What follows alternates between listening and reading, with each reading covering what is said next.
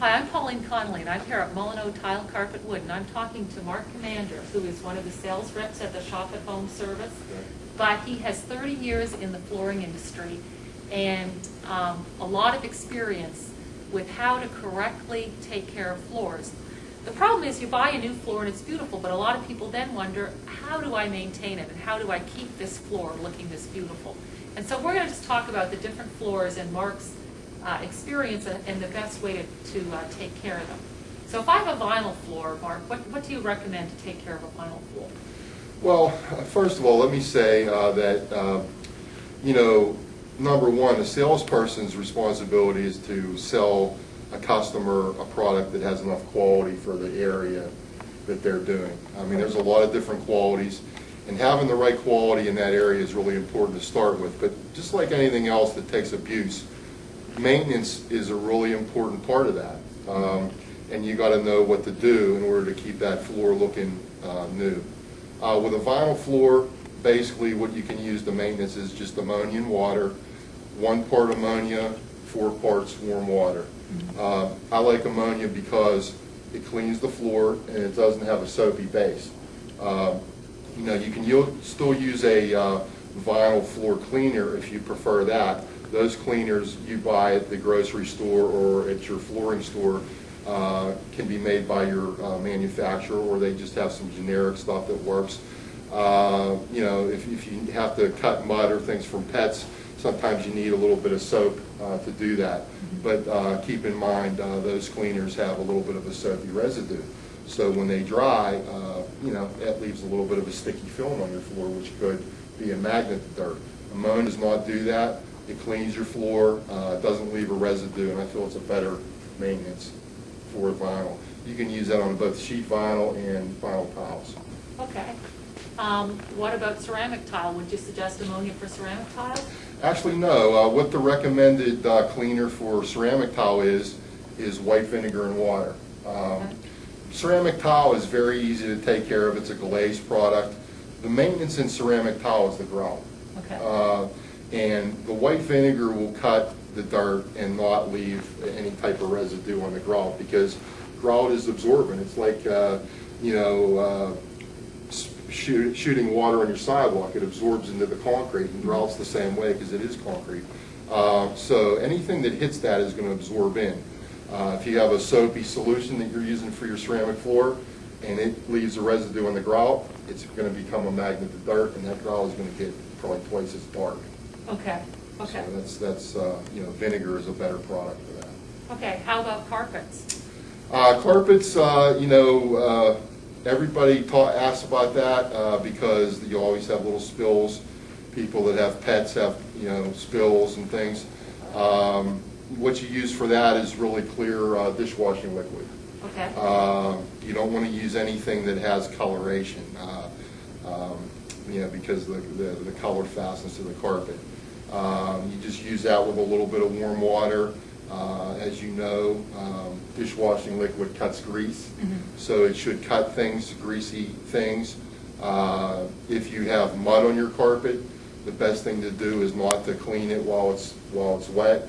Let it dry completely, and then when it dries, you can remove most of it as a dried residue, and then what's left you can use dishwashing liquid.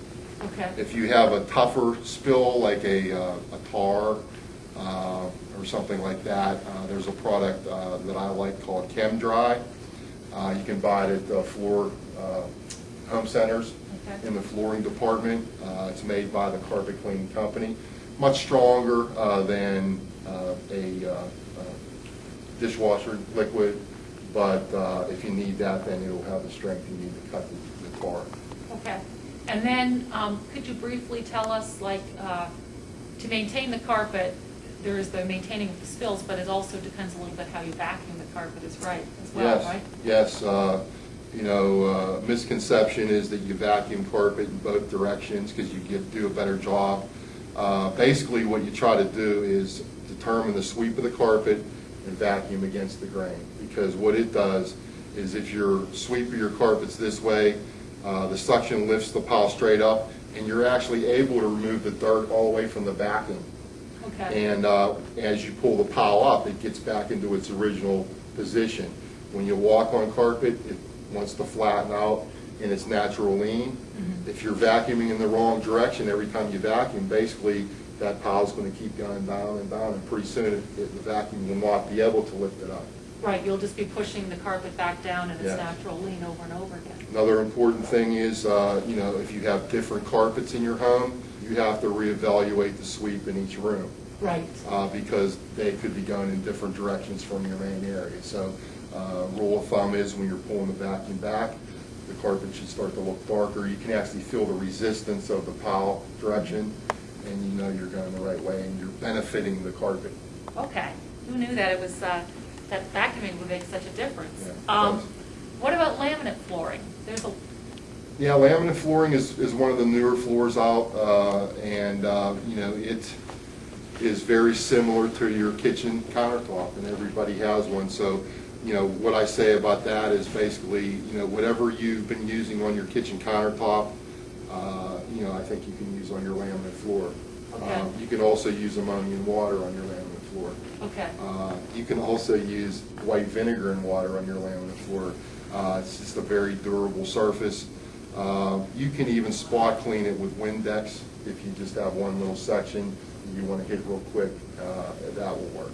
Okay, one of the things that people are most confused by is hardwood floors, because we've heard so many different stories. Some people say you have to use Murphy's wood oil soap, some people say only vinegar and water, and there's a lot of confusion out there. Can you help us at all with that?